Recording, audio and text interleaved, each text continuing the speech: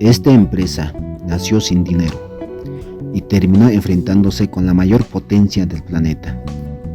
En un mundo dominado por los gigantes tecnológicos occidentales, una empresa surgida desde la nada en una ciudad casi desconocida de China logró algo que parecía imposible: competir cara a cara con las mayores potencias tecnológicas del planeta. Su nombre es Huawei, para algunos un símbolo de innovación y perseverancia, para otros una amenaza estratégica global. Pero antes de ser el centro de polémicas internacionales, sanciones y disputas geopolíticas, Huawei fue simplemente un sueño improbable nacido en un pequeño departamento, con escaso capital y un fundador que había conocido la pobreza, el rechazo y el fracaso.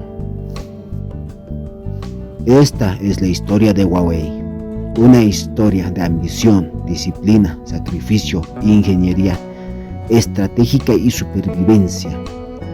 Una historia que no solo explica el ascenso de una empresa, sino también el ascenso de China como potencia tecnológica mundial. Porque entender a Huawei es entender cómo el siglo XXI comenzó a cambiar el equilibrio del poder global. Ren Zhengfei nació en 1944, en plena guerra China-japonesa, en una familia humilde de la provincia de Guizhou. Sus padres eran maestros rurales, una profesión respetada pero mal pagada en la China de aquella época. La infancia de Ren estuvo marcada por la escasez, el hambre, la falta de recursos y la incertidumbre. No eran conceptos abstractos, eran parte de la vida diaria. A pesar de todo, Ren destacó por su disciplina y su interés por el estudio. Logró ingresar a la universidad y se especializó en ingeniería. Más tarde se unió al Ejército Popular de Liberación como ingeniero civil, participando en proyectos técnicos y de infraestructura. Sin embargo, con las reformas económicas de China en los años 80, el ejército redujo personal y Ren fue despedido. Tenía más de 40 años, sin ahorros significativos, con deudas y sin futuro claro. Para muchos, ese habría sido el final del camino, pero para Ren fue el comienzo. En 1987, Ren Zhengfei fundó Huawei en Shenzhen, una ciudad que apenas comenzaba a transformarse en una zona económica especial. El capital inicial fue de apenas unos miles de dólares, reunidos con ayuda de amigos y familiares. Huawei no fabricaba tecnología propia. Su negocio inicial consistía en revender centrales telefónicas importadas desde Hong Kong. Pero Ren tenía una visión clara. China no podía depender eternamente de tecnología extranjera. Si el país quería desarrollarse, necesitaba crear su propia infraestructura de telecomunicaciones. Y así, Huawei debía ser parte de este futuro. Desde un inicio, Huawei apostó por algo poco común en la China de la época: convertir masivamente en investigación y desarrollo. Mientras otras empresas buscaban beneficios rápidos, Huawei reinvertía casi todo lo que ganaba en ingeniería, talento y conocimiento. A finales de los años 80 y principios de los 90, el mercado chino de telecomunicaciones estaba dominado por gigantes extranjeros como Ericsson, Nokia, Siemens y Alcatel. Huawei era apenas una pequeña, desconocida y vista con desconfianza. Las grandes ciudades preferían proveedores extranjeros. Huawei, entonces, tomó una decisión estratégica clave: enfocarse en las zonas rurales. donde las grandes empresas no querían operar por ser poco rentables. Allí, Huawei ofrecía soluciones más baratas, adaptadas a las necesidades locales y con soporte técnico permanente. Esa estrategia permitió a Huawei crecer lentamente, ganarse la confianza de operadores locales y mejorar su tecnología con experiencia real del campo. No fue un crecimiento rápido, pero sí fue sólido.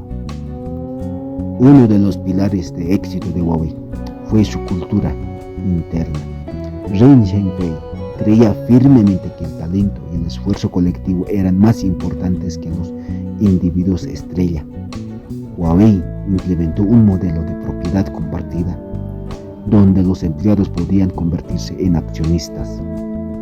La empresa también se hizo famosa por su exigente cultura laboral, jornadas largas, alta presión y un fuerte énfasis en resultados.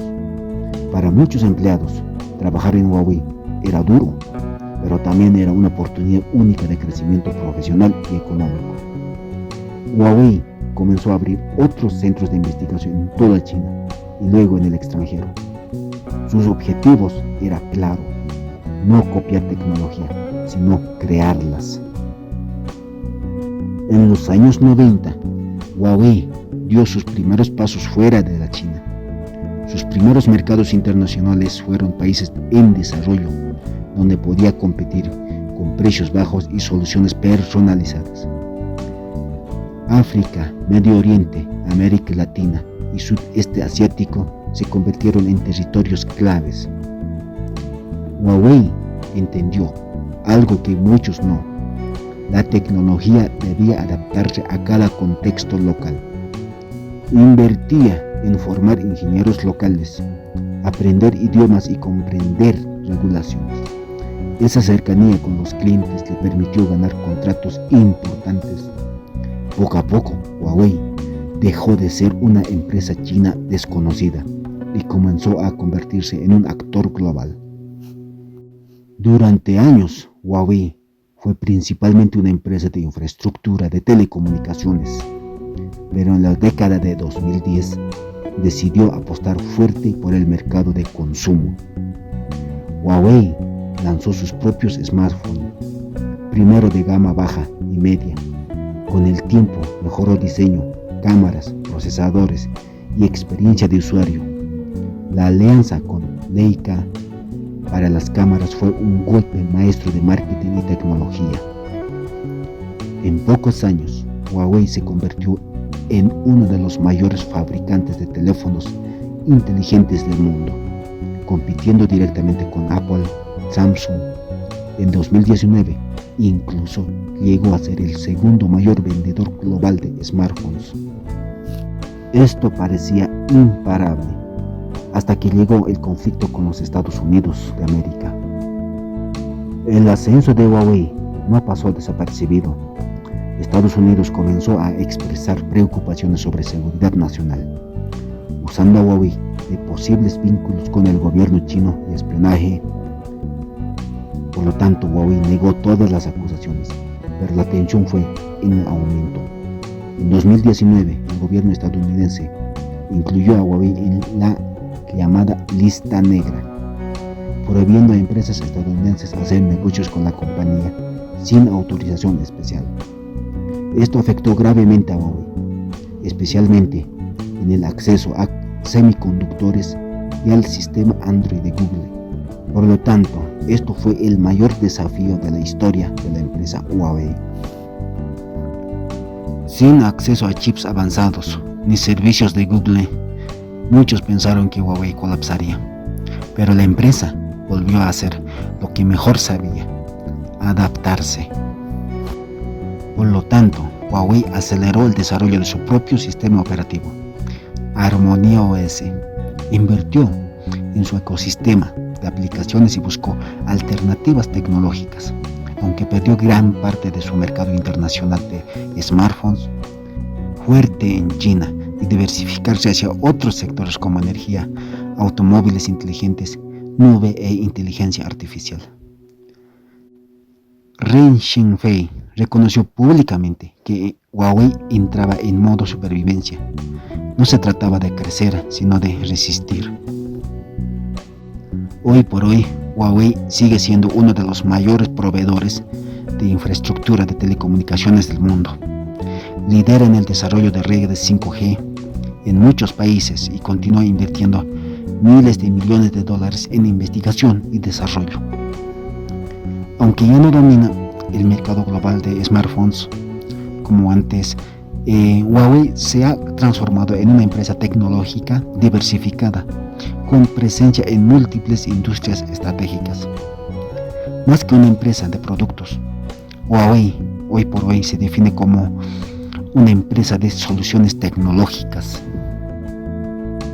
La historia de Huawei es una historia de resistencia, de cómo una empresa nacida en la pobreza, sin ventajas iniciales, logró desafiar a los gigantes más poderosos del planeta. Pero también es una historia que refleja las tensiones del mundo moderno, donde la tecnología ya no es solo innovación, sino también poder, política y soberanía. Huawei no es solo una empresa, es un símbolo del ascenso tecnológico de China, de un mundo cada vez más multipolar y de una nueva era donde el conocimiento es el recurso más valioso. Su futuro sigue siendo incierto, pero si algo ha demostrado Huawei a lo largo de su historia, es que nunca se debe subestimar a quien ha aprendido a sobrevivir desde el inicio. Gracias por acompañarnos y nos vemos en el próximo viaje por la historia.